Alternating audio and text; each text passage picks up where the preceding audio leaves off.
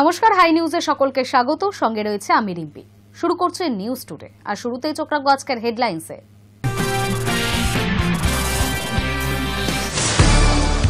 2016 সালের শিক্ষক নিয়োগে অযোগ্য শিক্ষকদের নাম প্রকাশ এসএসসি। নবম, দশম এবং একাদশ দ্বাদশের অযোগ্য শিক্ষকদের পূর্ণাঙ্গ তালিকা সামনে আনল কমিশন। সব ওএমআর প্রকাশ করতে হবে। শিক্ষক নিয়োগে এসএসসিকে ডেডলাইন বিচারপতি সিনহার। 2016 সালের প্যানেলের মেয়াদ উত্তীর্ণের পর যার নিয়োগপত্র পেয়েছিলেন তাদের তালিকা তলব করছেন বিচারপতি। শীর্ষ আদালতেও ফের ধাক্কা। অবশেষে ফাইলে সইয়ের সিদ্ধান্ত কেন্দ্রের। 3 বছরের বঞ্চনার পর ভোটের আগে বাংলায় শুরু হতে চলেছে 100 দিনের কাজ। আবারও কসবায় চলল গুলি। বুধবার গভীর রাতে রক্তাক্ত অবস্থায় যুবককে ভর্তি করা হলো হাসপাতালে। ঘটনাস্থল থেকে উদ্ধার গুলির খোল। ঘটনার তদন্তে পুলিশ। রাজ্যে এখনো পর্যন্ত ম্যাচিং হওয়া 6 কোটি ভোটারের মধ্যে প্রায় 26 লক্ষ ভোটারের হদিশ মিলছে না বলে নির্বাচন কমিশন সূত্রে খবর। দেশে সক্রিয় বহু অস্তিত্বহীন ব্যক্তির আধার কার্ড। বড়সড় পদক্ষেপ করল ইউআইডিএআই। একসঙ্গে বাতিল করে দেওয়া হলো 2 কোটিরও বেশি আধার। আবার সেই নভেম্বর, আবার সেই কসবা। চলল গুলি, ঝরল রক্ত। বুধবার গভীর রাতে রক্তাক্ত অবস্থায় যুবককে ভর্তি করা হলো হাসপাতালে। ঘটনাস্থল থেকে গুলির খোলা উদ্ধার করেছে পুলিশ। কেন যুবককে গুলি করা হলো তার তদন্তে পুলিশ। শহর কলকাতায় যেন দুষ্কৃতীদের তাণ্ডব থামছেই না। বুধবার গভীর রাতে কসবার বোসপুকুর প্রান্তিক পল্লী এলাকায় ঘটল শুটআউটের ঘটনা। কাউন্সিলর সুশান্ত ঘোষের বাড়ি থেকে কয়েকশো মিটার দূরে চলেছে গুলি। 1 বছর আগেও এই ঘটনা ঘটেছিল, আবারও তেমনটাই হল। আচমকাই গুলির শব্দে চাঞ্চল্য ছড়িয়েছে গোটা এলাকায়। গুলিবিদ্ধ অবস্থায় এক যুবককে তড়িঘড়ি হাসপাতালে ভর্তি করানো হয়েছে। পুলিশ সূত্রে খবর, রাত আনুমানিক 11টা নাগাদ এই গুলির ঘটনাটি ঘটে। আহত যুবকের নাম অভিজিৎ নাইয়া, বছর 21 বলেই জানা গিয়েছে, যার বাঁ হাতের তালুতে গুলি লেগেছে। বর্তমানে রুবি জেনারেল হাসপাতালে তার চিকিৎসা চলছে। প্রাথমিক তদন্তে পুলিশ জানতে পেরেছে, এলাকার একটি পরিত্যক্ত জায়গায় অভিজিৎ সহ কয়েকজন যুবক রাতে জমায়েত করে খাওয়া দাওয়া করছিলেন। ঘটনাস্থল থেকে গুলির খোল, মদের বোতল, খাবারের প্যাকেট এবং থালা উদ্ধার করেছে পুলিশ। এই জমায়েতের মধ্যে কোনো কারণে বচসা বা গোলমাল থেকে গুলি চলে থাকতে পারে বলে অনুমান করা হচ্ছে। অভিজিৎকে লক্ষ্য করে কে গুলি চালিয়েছে এবং কী কারণে এই ঘটনা ঘটল তা খতিয়ে দেখছেন তদন্তকারীরা। গুলি চালানোর সময় তার সঙ্গে উপস্থিত থাকা অন্যান্য যুবকদের জিজ্ঞাসাবাদ করার চেষ্টা করা হচ্ছে। এই ঘটনা ফের একবার কলকাতা শহরের নিরাপত্তা নিয়ে বড়সড় প্রশ্ন তুলে দিল। গত বছর 15ই নভেম্বর এই এলাকার কাছেই অ্যাক্রোপলিস মলের কাছে কাউন্সিলর সুশান্ত ঘোষকে লক্ষ্য করে গুলি চালানোর চেষ্টা হয়েছিল। এরপর কসবার কাছে আনন্দপুর এলাকা থেকে বারংবার গুন্ডাগিরি এবং আগ্নেয়াস্ত্র হাতে দুষ্কৃতীদের তাণ্ডবের খবর প্রকাশ্যে এসেছে। ইএম বাইপাসের এত কাছাকাছি ভর সন্ধ্যা থেকে গভীর রাত পর্যন্ত দুষ্কৃতীদের এই দাপাদাপিতে স্থানীয় মানুষ ভয়ে কাঁটা হয়ে রয়েছেন। Hi news network.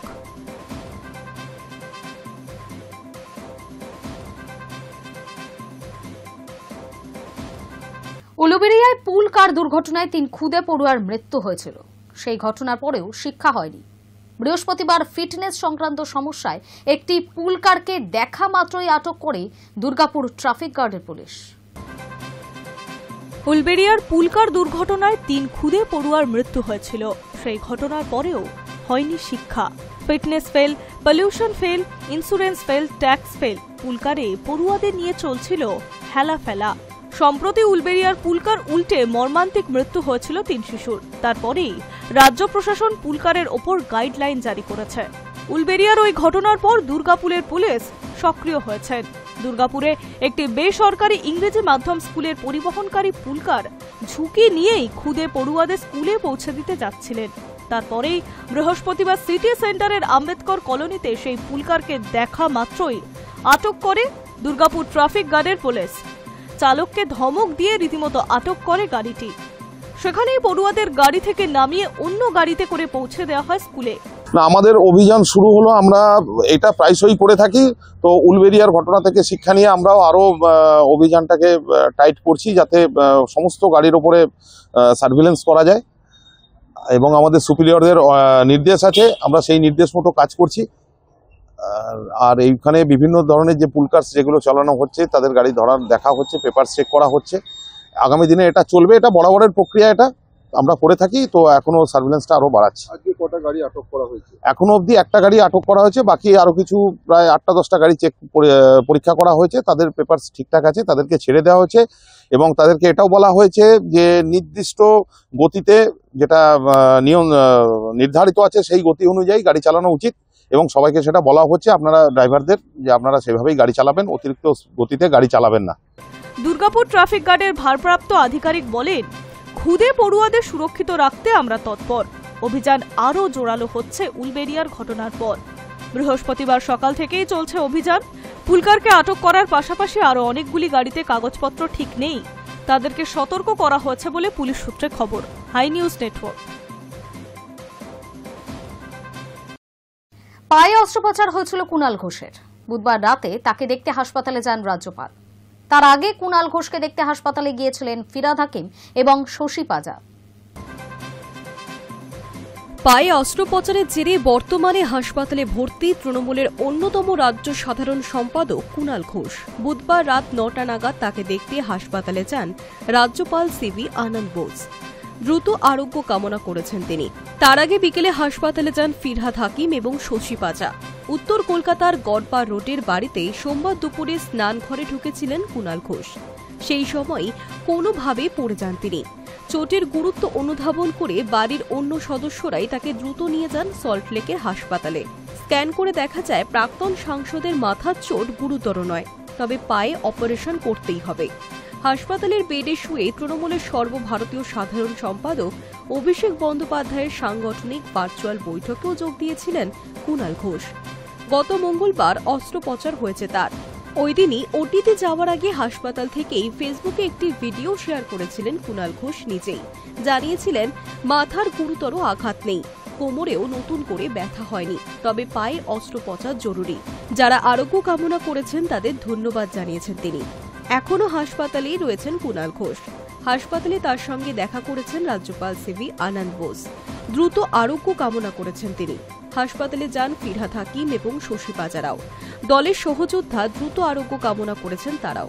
বলে রাখা ভালো, এর আগে 2 বছর আগে 2023 সালের ফেব্রুয়ারিতে কলকাতা রেফারি ক্লাবের মাঠে ফুটবল খেলতে গিয়ে বাম পা ভেঙেছিল কুণাল ঘোষের। তার বছর 2 মধ্যে ফের বিপত্তি। Hi news network.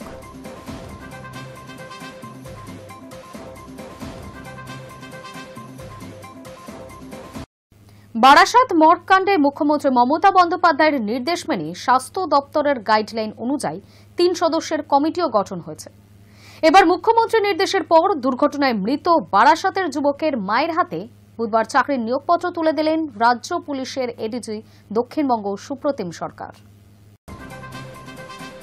বারাসাত মর্গকাণ্ডে যেমন কথা তেমন কাজ। মুখ্যমন্ত্রীর নির্দেশের পর দুর্ঘটনায় মৃত বারাসাতের যুবকের মায়ের হাতে বুধবার চাকরির নিয়োগপত্র তুলে দিলেন রাজ্য পুলিশের এডিজি দক্ষিণবঙ্গ সুপ্রতিম সরকার। বারাসাতের কাজীপাড়া নেতাজি নগরের বাড়িতে গিয়েই প্রীতম ঘোষের মা কৃষ্ণা দেবীর হাতে চাকরির নিয়োগপত্র তুলে দেন তিনি। সঙ্গে ছিলেন বারাসাত রেঞ্জের ডিআইজি ভাস্কর মুখোপাধ্যায়, বারাসাত জেলা পুলিশ সুপার প্রতীক্ষা ঝাড়খড়িয়া, অতিরিক্ত পুলিশ সুপার জোনাল অতীশ বিশ্বাস সহ অন্যান্য পুলিশ কর্তারা। অতিরিক্ত পুলিশ সুপার অতীশ বিশ্বাস বলেন, ভূমি রাজস্ব দপ্তরে চাকরির নিয়োগপত্র তুলে দেওয়া হলো। ক্ষতিপূরণ পাওয়ার বিষয়টির প্রক্রিয়া শুরু করেছি। এদিকে মৃত যুবকের চোখ চুরির অভিযোগে তদন্ত কমিটি গঠন করেছে বারাসাত মেডিকেল কলেজ হাসপাতাল কর্তৃপক্ষ। বুধবার দ্বিতীয়বার ময়নাতদন্তের পর দেহ তুলে দেওয়া হয়েছে পরিবারের হাতে। বারাসাত মেডিকেল কলেজ হাসপাতালের এমএসভিপি ডক্টর অভিজিৎ সাহা বলেন, মৃতের পরিবারের তরফে লিখিত অভিযোগ জমা পড়েছে। সেই অভিযোগ বারাসাত জেলা পুলিশের কাছে পাঠিয়েছি, যাতে মামলা রুজু হয় তা দেখতে বলা হয়েছে। মুখ্যমন্ত্রীর নির্দেশ মেনে স্বাস্থ্য দপ্তরের গাইডলাইন অনুযায়ী 3 সদস্যের কমিটিও গঠন করা হয়েছে। 24 ঘন্টার মধ্যেই তদন্ত কমিটির রিপোর্ট জমা পড়বে স্বাস্থ্য ভবনে। পুলিশের কাছেও রিপোর্টের কপি পাঠানো হবে। মৃতের মেসোমশাই কৃষ্ণ ঘোষ বলেন, মুখ্যমন্ত্রী কথা রাখায় আমরা সন্তুষ্ট। উল্লেখ্য, সোমবার কাজীপাড়া রেলগেট সংলগ্ন যশোর রোডে ছোট মালবাহী গাড়ির ধাক্কা মারে বছর 35-এর প্রীতম ঘোষকে। তাকে বারাসাত মেডিকেল কলেজ হাসপাতালে নিয়ে যাওয়া হলে চিকিৎসকরা মৃত বলে ঘোষণা করেন। এরপরই ময়নাতদন্তের জন্য দেহ বারাসাত মেডিকেলের মর্গে নিয়ে যাওয়া হয়। ময়নাতদন্তের পর দেহের চোখ চুরির অভিযোগ তোলেন পরিবার। সদস্যদের দাবি, হাসপাতালের তরফে জানানো হয় ইঁদুর চোখ নিয়ে গিয়েছে। সেই কথা মানতে নারাজ আত্মীয়রা। যশোর রোড অবরোধ করে বিক্ষোভও দেখাতে থাকেন তারা। সেই সময় বনগাঁ থেকে দলীয় কর্মসূচির পর যশোর রোড ধরে ফিরছিলেন মুখ্যমন্ত্রী মমতা বন্দ্যোপাধ্যায়। বিক্ষোভ দেখে কনভয় দাঁড় করান তিনি। মৃতের পরিবারের থেকে গোটা ঘটনা শোনার পর সঠিক তদন্ত, আর্থিক সাহায্য সহ মৃতের মায়ের চাকরির কথা ঘোষণা করেন মুখ্যমন্ত্রী। সেই মতো চাকরির নিয়োগপত্র তুলে দেওয়া হলো মায়ের হাতে। তাছাড়াও তদন্ত কমিটিও গঠন করা হয়েছে। যদিও এদিনও মর্গের ফ্রিজিং সিস্টেম খারাপ থাকার অভিযোগ তুলে দেহ সংরক্ষণ করার জন্য বরফ কেনার টাকা দিয়েছেন বলেও দাবি করেছে পরিবার। এদিনও মৃত যুবকের আত্মীয় দীপু হাজরা বলেন, ইঁদুর যদি চোখ উপড়ে নেবে তাহলে শরীরের অন্যান্য অংশ কিভাবে অক্ষত রয়েছে। হাসপাতাল কর্তৃপক্ষ বলুক সত্যিটা কি। যদি তারা চোখ কাউকে দান করে থাকে সেটাও জানাক। কোথাও শুনেছেন ময়নাতদন্ত করতে গিয়ে লাশ কাটার ঘরে তুলসী পাতা দেওয়া হয়? আমরা বিচার চাই। High news network.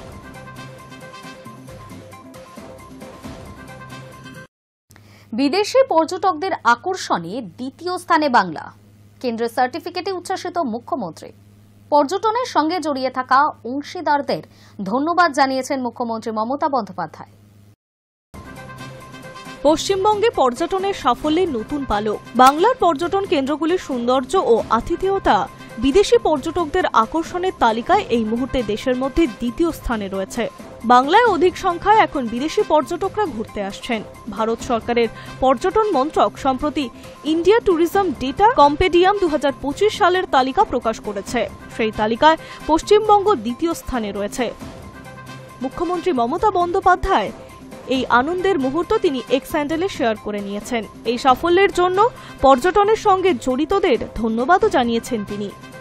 বাংলা বরাবরই পর্যটনের কেন্দ্রবিন্দু রয়েছে। পর্যটনের পীঠস্থানও বলা যেতে পারে। একদিকে পাহাড়, হিমালয়ের লোকে থাকা শৈল শহর দার্জিলিংয়ের সৌন্দর্য, অন্যদিকে সুন্দরবনের গভীর অরণ্যের পাশাপাশি রয়্যাল বেঙ্গল টাইগার। এছাড়াও পূর্ব মেদিনীপুরের দীঘার বিস্তীর্ণ সমুদ্র সৈকত। এই তিন জায়গায় নয়, রাজ্যের বিভিন্ন জেলায় রয়েছে একাধিক পর্যটন কেন্দ্র। রাজ্যের তৃণমূল কংগ্রেসের সরকার আসার পর মুখ্যমন্ত্রী মমতা বন্দ্যোপাধ্যায় বাংলার পর্যটনের উপরে আরও জোর দিয়েছেন। মুখ্যমন্ত্রীর নির্দেশে রাজ্যের পর্যটন কেন্দ্রগুলিকে আরও ঢেলে সাজানো হয়েছে। কলকাতার উপকণ্ঠে একাধিক পর্যটন কেন্দ্র গড়ে উঠেছে। কেবল হোটেল নয়, হোমস্টে ব্যবসাও শুরু হয়েছে পাহাড়ে। পর্যটকদের থাকার সুবিধার পাশাপাশি স্থানীয় বাসিন্দাদেরও আর্থিক ও জীবনযাত্রার মান উন্নত হয়েছে বলে খবর। হোমস্টের ওপরে আরও জোর দিতে বলেছেন মুখ্যমন্ত্রী। রাজ্যের বাসিন্দারা বাংলার বিভিন্ন জায়গায় ঘোরার দিকে জোর দিচ্ছেন বলে মত ওয়াকিবহল মহলের। বিদেশি পর্যটকরাও বাংলায় আসছে বেশি সংখ্যায়। রাজ্যের পর্যটন কেন্দ্রগুলি ঘুরে আতিথেয়তা পেয়ে মুগ্ধ হচ্ছেন তারা। শুধু তাই নয়, বিদেশিরাও আরও বেশি করে বাংলায় আসছেন বলে খবর। আর সেই তথ্য খোদ কেন্দ্রীয় পর্যটক মন্ত্র জানিয়েছেন। ইন্ডিয়া ট্যুরিজম ডেটা কম্পেডিয়াম 2025-এর তালিকা প্রকাশ হয়েছে সম্প্রতি। সেখানে দ্বিতীয় স্থানে রয়েছে বাংলা। করোনার সময় রাজ্যের পর্যটন কেন্দ্রগুলি সম্পূর্ণ বন্ধ ছিল। দুশ্চিন্তায় কার্যত মাথায় আকাশ ভেঙে পড়েছিল পর্যটনের সঙ্গে যুক্ত ব্যক্তিদের। পরে ধীরে ধীরে করোনার বিধিনিষেধ কাটলে পর্যটন কেন্দ্রগুলি খুলতে শুরু করে। পর্যটকরাও বাড়ি থেকে ভ্রমণের জন্য বেরিয়ে পড়েন। রাজ্য সরকারের উদ্যোগে শুরু হয় উৎসব পর্যটন। পর্যটন সহ পর্যটনের নতুন ক্ষেত্র তৈরি ও প্রচারের জন্য পর্যটন দফতর নির্লস কাজ করে চলেছে। তার ফলেই এই সাফল্য, এমনই মনে করছে ওয়াকিবহল মহল। কেন্দ্রের তরফে প্রকাশিত এই তালিকার পর বাংলায় পর্যটকরা আরও আসবেন বলে মনে করছে মুখ্যমন্ত্রী। বিদেশের পছন্দের জায়গা হয়ে উঠবে বাংলা, তেমনই মনে করছে ওয়াকিবহল মহল। মুখ্যমন্ত্রী টুইটে লেখেন, ভারতের সবচেয়ে মধুরতম অংশ পশ্চিমবঙ্গ ভ্রমণ এবং এর সৌন্দর্য, সংস্কৃতি এবং ঐতিহ্যকে উপভোগ করার জন্য দেশি বিদেশি সকল পর্যটককে স্বাগত জানাই। পশ্চিমবঙ্গের জন্য এখন এটি গর্বের মুহূর্ত। রাজ্যের পর্যটনের সঙ্গে জড়িত থাকা অংশীদারদের ধন্যবাদ জানিয়েছেন মুখ্যমন্ত্রী। High news network.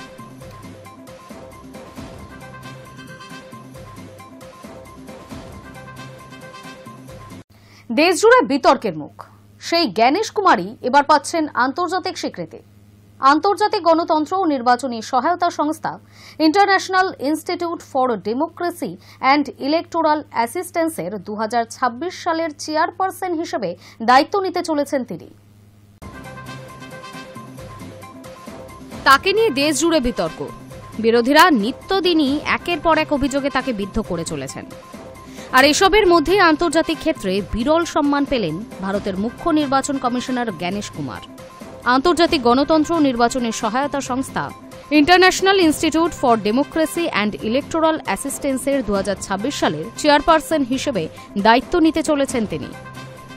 1995 সালে প্রতিষ্ঠিত IDEA বিশ্বজুড়ে গণতান্ত্রিক পরিকাঠামো এবং নির্বাচনী প্রক্রিয়াকে শক্তিশালী করার চেষ্টা করে। আগামী 3রা ডিসেম্বর সুইডেনের স্টকহোমে কাউন্সিল অফ মেম্বার স্টেটসের বৈঠক। বর্তমানে 35টি দেশ এই সংস্থার সদস্য। সেখানেই আনুষ্ঠানিকভাবে 2026 সালের চেয়ারপারসন হিসেবে দায়িত্ব নিতে চলেছেন জ্ঞানেশ কুমার। ভারতের মুখ্য নির্বাচন কমিশনার এই সংস্থার শীর্ষ পদে বসার অর্থ ভারতীয় গণতন্ত্র এখনও বিশ্ববন্দিত। ভারতের নির্বাচন কমিশন বিশ্বের অন্যতম বিশ্বাসযোগ্য হিসেবে স্বীকৃত। ঠিক যে সময় দেশের নির্বাচন কমিশন বিরোধীদের নানা প্রশ্নে জর্জরিত, যে সময় বিরোধীরা দেশের ভোটার তালিকা তৈরি থেকে শুরু করে গোটা নির্বাচন প্রক্রিয়াকেই কাঠগড়ায় তুলছে, সেই সময় এই স্বীকৃতি বেশ তাৎপর্যপূর্ণ। উল্লেখ্য, জ্ঞানেশ কুমার 1988 সালের ব্যাচের কেরল ক্যাডারের IAS অফিসার। সমন্বয় মন্ত্রকের প্রাক্তন সচিব জ্ঞানেশ স্বরাষ্ট্রমন্ত্রী অমিত শাহর সঙ্গে কাজ করেছেন। 2024 সালের 31 জানুয়ারি তিনি অবসর নেন। চলতি বছর ফেব্রুয়ারি থেকে তিনি মুখ্য নির্বাচন কমিশনার হিসেবে দায়িত্ব পালন করছেন। এর আগে তিনি সংসদ বিষয়ক মন্ত্রকের সচিবও ছিলেন। High news network.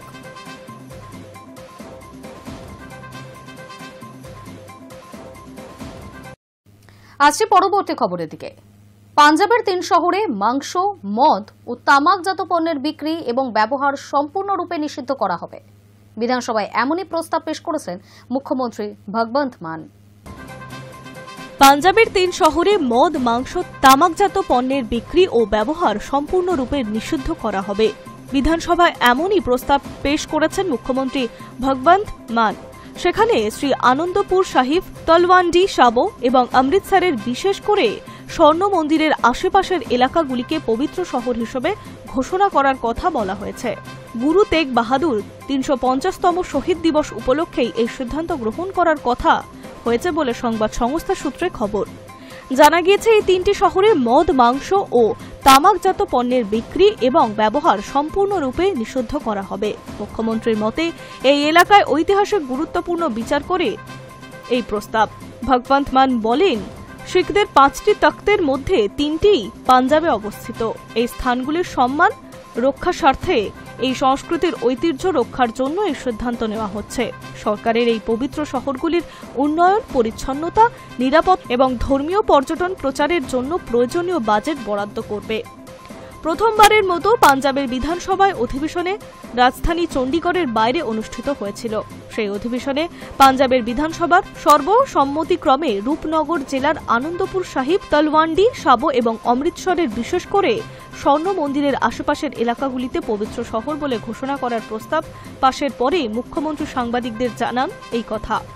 মান বলেন, এই স্থানগুলিকে পবিত্র শহর ঘোষণা করলে কেবল কোনো একক রাজনৈতিক দল নয়, সম্প্রদায় বা ধর্মের দাবি ছিল না, বরং এটি আমাদের সংস্কৃতির ঐতিহ্য সংরক্ষণ এবং একটি বিশ্বব্যাপী প্রচারের দিকেও অপরিহার্য পদক্ষেপ।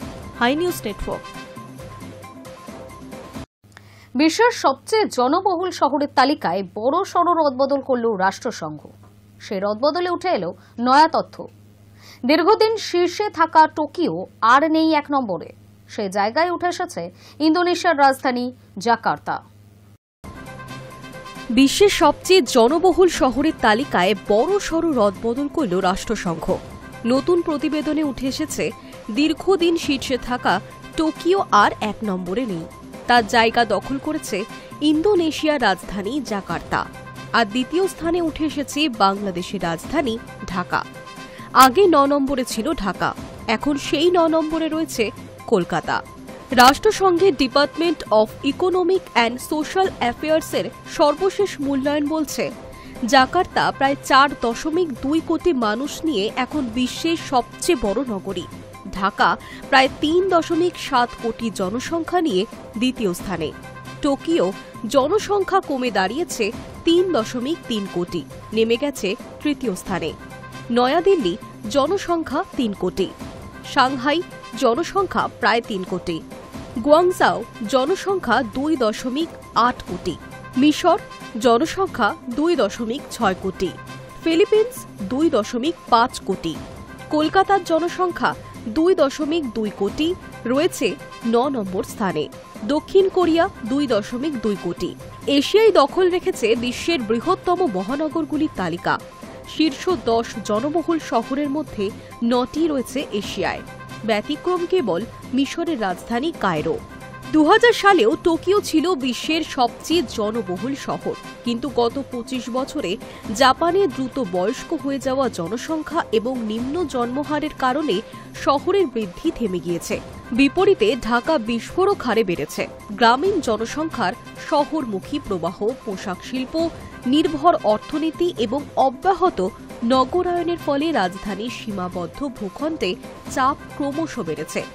রাষ্ট্রসংঘের পূর্বাভাস 2050 সালের মধ্যেই ঢাকা হয়ে উঠতে পারে বিশ্বের সবচেয়ে বড় শহর, যেখানে টোকিওর জনসংখ্যা আরও কমবে। জাকার্তায় জনসংখ্যার অস্বাভাবিক বিস্তৃতি বহুদিন ধরেই বিশেষজ্ঞদের দুশ্চিন্তার কারণ। এক শহর বিশেষজ্ঞ জানাচ্ছেন, বৃহত্তর জাকার্তার জনসংখ্যা বছর কয়েক আগেই টোকিওকে ছাড়িয়ে গিয়েছে। এর রিপোর্ট সেই বাস্তবতাকেই নিশ্চিত করেছে। বিপুল জনসংখ্যার চাপ জাকার্তাকে বিপর্যস্ত করে তুলছে। ভয়াবহ যানজট, দূষণ, বর্ষায় নিয়মিত জমা জল, স্থানীয় প্রশাসনের মধ্যে সমন্বয়ের অভাব মিলিয়ে সেখানে থাকা দুর্বিষহ হয়ে উঠেছে।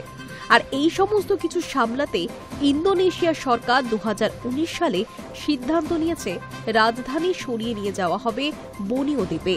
নতুন প্রশাসনিক শহরের নাম হবে নুসান্তারা। তবে সেই প্রকল্প পিছিয়ে পড়েছে এবং বিনিয়োগও কাঙ্ক্ষিতভাবে আসছে না। রাষ্ট্রসংঘ বলছে 2025 সালে বিশ্বের 8.2 বিলিয়ন মানুষের 45% শহরে বসবাস করে। 1950 সালে যা ছিল মাত্র 5 জনে 1 জন। মেগাসিটি অর্থাৎ 1 কোটি জনসংখ্যার শহরের সংখ্যা 1975 সালে ছিল 8টি, এখন তা 33টি। এর মধ্যে 19টি রয়েছে এশিয়ায়।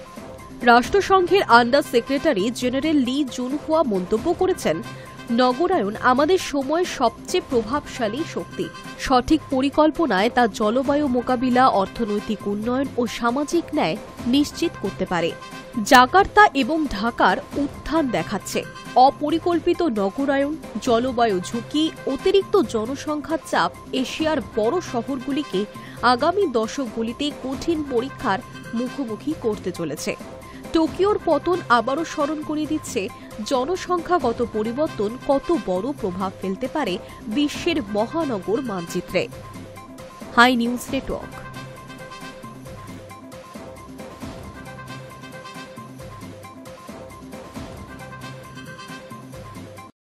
নিউজ টুডে এখনকার মতো এই পর্যন্তই। নজর রাখুন হাই নিউজে, নির্ভীক, নিরপেক্ষ।